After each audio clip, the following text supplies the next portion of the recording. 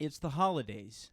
So I figured since this is going to be my last stream before the Christmas holiday hits, I would hit you with my Christmas message. But of course, because it's the holidays, no holiday is complete without a little bit of alcohol. For those of you on Instagram, our customary libation, Jack Daniel's Tennessee Whiskey, number 7. Here's to swimming with bull-legged women. Sweet Home Alabama, all day long. So the idea I wanted to talk to you is about, for my Christmas message, is this idea of no room at the end, right? So why was Jesus, the baby Jesus, born in a manger, which is essentially a feeding trough? Well, I want you to take a trip with me in your mind's eye, okay, using your imagination, back to 2,000 years ago in a little area called Judea, little region called Galilee in the town of Nazareth, where Joseph and his very pregnant wife, Mary, have to make a trek from Nazareth to Bethlehem. Now, why are they going there? Because some jerk in Rome is placing a tax on them, and that's where they got to go to register, because that's where Joseph is from, because he belongs to the house of David. Now, be that as it may, does anybody out there in TV land know how far it is from Nazareth to Bethlehem using the dirt roads available at the time? Because mind you, this is Bible times. It's not like they can hop in the family station wagon and just head on down the highway, lottie frickin' da, and end up in Bethlehem. Okay, so the distance using the dirt roads available at the time is 97 miles. Okay, so imagine this. You're going to have to stop frequently, because let's be honest, it's a very pregnant lady, and they're traveling on foot. Okay, well, Joseph's probably on foot. Mary hopefully is on a donkey. Now, the most direct route to get to Bethlehem from Nazareth is to go, wow, I don't have my map. Crap. Okay, I'm going to have to wing this. So I'll have to do this in reverse. So hopefully I get this right. The most direct route would be to go from Nazareth down to, or through Samaria. But as you know, if you're a nerd like me, that the Samaritans and the Jews weren't exactly they weren't exactly friends, shall we say. So that means that they probably had to zigzag over to the east and go through the Judean desert, which, as the name connotates, is in fact a desert, which means it's going to get 80, 90, 100 degrees plus during the day and near freezing at night. So when those are your two options, they're probably traveling during the day.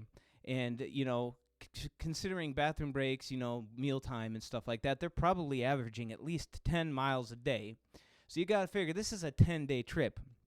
It's not like those Rankin Bass cartoons where Joseph and Mary, they leave, and then like 2 days later, they're in Bethlehem. No. They've got to go through the Judean desert, and then after the desert, it gets even better, right? Because it's heavily forested towards the end, which means that they're going to have to contend with lions, tigers, bears, rodents of unusual sizes, probably some robbers and things like that. And then after they get through the forested area, the journey's not done. Once they get around Jericho, there's actually a hill they've got to climb, and this is not, a hill is probably not the best way to describe that. It's closer to a mountain. It's about 3,500 feet.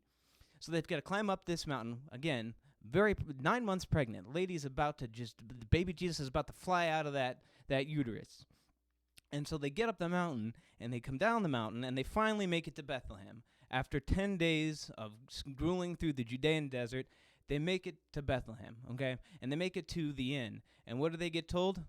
No room at the inn.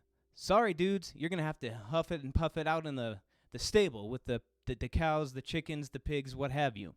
Now, an inn in Bible times, at least during this period, is not like you and I think of it today. It's not no Hilton.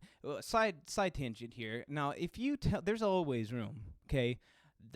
Bring me any night manager of a Hilton property or something like that. They've got room. They may not want to rent it out to you, but because there's probably they have to keep them, if I remember correctly, for like a VIP or something like that. So if the mayor shows up, they got to have room on hand. But if you go full Karen, especially if you lean hard into the I'm a pregnant lady thing, you'll get a room. They'll make it work. It may not be expedient, but they'll find a room. Okay, but working back to my point here. The Greek word for inn is actually, if I remember correctly, it's kataluma. And so that can mean hotel or inn like we think of it today, but it was more customary at the time to stay with family members or even distant relatives. So that means there is a good chance that Joseph and Mary were rejected by relatives of Joseph.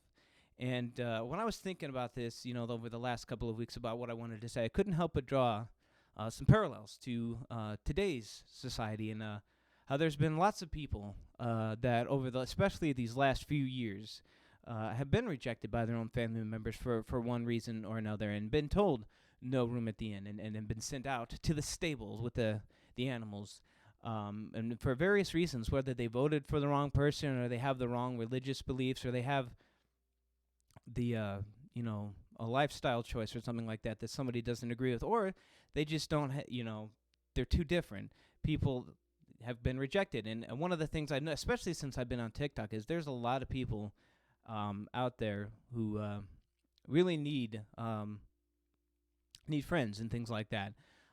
So I in a weird way, I feel like if I'm going to keep doing these broadcasts, that I don't want Musical Hangout. One of the things I want to achieve with this is a place where there's always room at the inn for those of you who want to come and hang out, even if it's just for a few minutes here on a Tuesday night, and forget all your troubles. I want you to know that you'll be welcome here, because it's not the times that, right, where we're rejected and told that there's no room at the end that we remember. It's always the times that somebody came alongside us when we were down and picked us up and offered us even their stable to come and hang out for a while. So that's what I would like Musical Hangout to be. It doesn't matter what political differences we have or religious or philosophical, even tastes in music.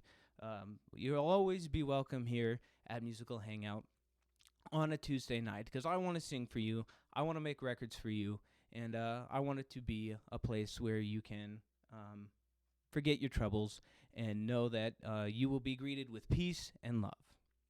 And so that is my Christmas message for 2022. I'll get off my high horse here, and we'll sing you some music. And it's okay for me to do this, because as the old saying goes, whiskey before beer, you're in the clear. Beer after whiskey, mighty risky.